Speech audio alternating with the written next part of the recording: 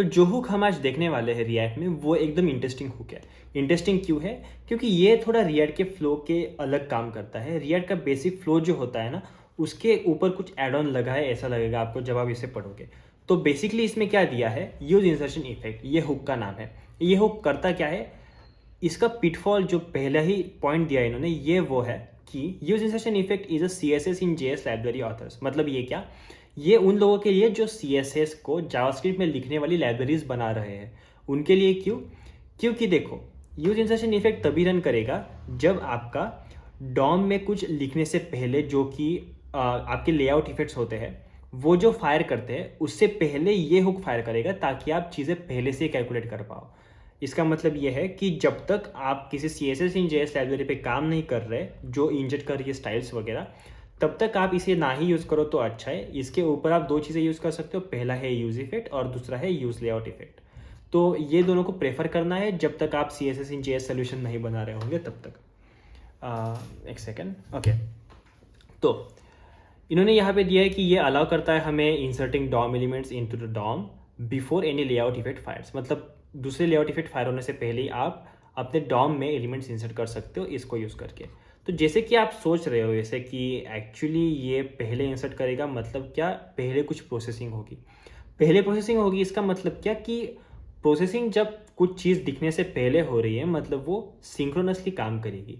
सिंक्रोनसली काम करेगी इसका मतलब ये है कि अगर आपका कोड जो कि इस इंसर्शन इफेक्ट में लिखा है वो 1 सेकंड ले रहा होगा कैलकुलेशन के लिए, तो आपका UI रेंडरिंग भी 1 सेकंड से डिले हो जाएगा, जो कि यूज़र एक्सपीरियंस के लिए एकदम ख़राब बात है। इसलिए इन्होंने ये पिटफॉल में दे रखा है कि अगर आप यूज़ कर सकते हो तो use effect, use layout effect, ये चीज़ें यूज़ करो।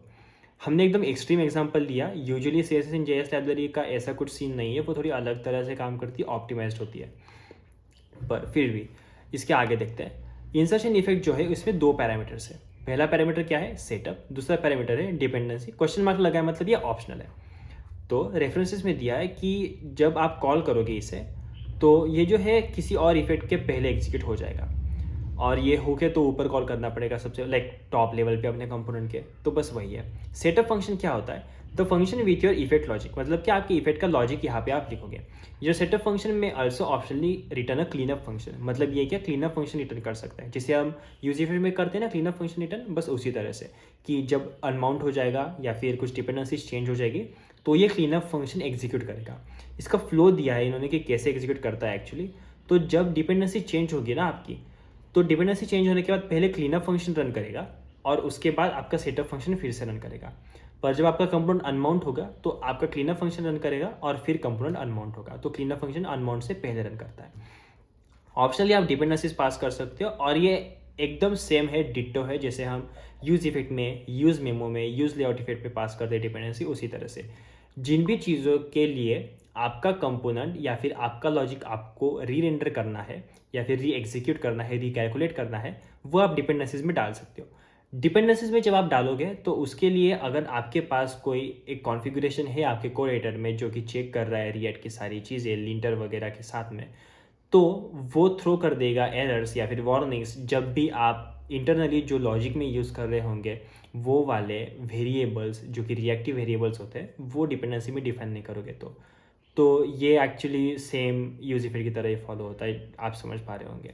एक्चुअली जो दिया है वो भी सेम यूज इफेक्ट की तरह ही दिया है। तो बस ये 2 पैरामीटर्स होते हैं। रिटर्न ये कुछ भी नहीं करता, अनडिफाइंड करता है मतलब, तो रिटर्न वैल्यू लेके कोई फ़ायदा नहीं है, क्योंकि जैसे यूज इफेक्ट है बस वैसे ही है, बस इंसर्शन इफेक्ट मतलब पहले कॉल होता है, ये डिफरेंस है। तो आई होप आपको समझ में आएगा कि कैसे पैरामीटर्स और कैसे हम रिटर्न टाइप वगैरह लेते हैं इन चीज़ों का। इसके बाद में हम अगले वीडियो में देखेंगे कैवियट्स क्या है और यूसेज एक्चुअली कैसे हो सकता है, और इसके बारे में थोड़ी सी बातें करेंगे। तो आई होप आपको ये समझ में आएगा, वैल्यू मिली है वीडियो से, तो वीडियो को लाइक करना बिल्कुल भी मत भूलना, अपने दोस्तों के साथ वीडियो को शेयर कर दो, और शेयर करने के बाद में चैनल को सब्सक्राइब करना बिल्कुल मत भूलना, क्योंकि सब्सक्राइब करोगे तो थोड़ा मोटिवेशन आएगा कि और अच्छे वीडियो बनाएं और अच्छा नॉलेज शेयर करें और साथ में ग्रो करें। मिलते हैं अगले वीडियो में जहाँ पे इसको और इन डेप्थ देखेंगे। तब तक के लिए थैंक यू, बाय बाय।